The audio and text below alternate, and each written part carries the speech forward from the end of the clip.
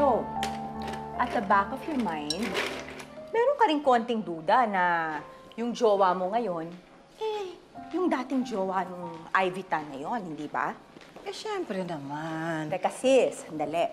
Oh. May isa pa ha. Mm. Aminin mo. Aminin mo na kaya ka rin ninenervyo sa biglaang pagkikita ng jowa mo at ng inyong in-law dahil, for all you know, nagkaluksuhan sila ng dugo, hindi ba? Mm. Syempre, hindi mo naman maaalis na makapag-isip ako, Check. Kasi, nung unang kita ko kay Sir Alfred, o kay Alfred, akala ko nabuhay si Sir Nelson. What if nga?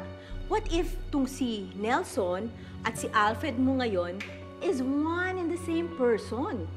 Tapos, lahat ng ito, itong mga nangyayaring ito, it's all a ploy. At ginagamit ka ni Nelson or ni Alfred na parehong tao para makaganti dito sa Ivy Tan. O what if? Ay, hindi. Hindi totoo yan, Check. Dahil naniniwala ako kay Alfred na hindi siya si Sir Nelson. Si Sir Nelson matagal nang patay.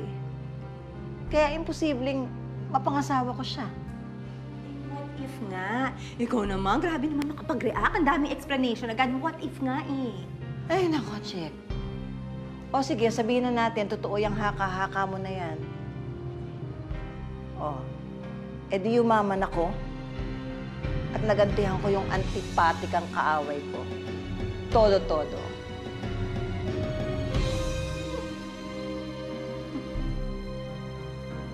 To that.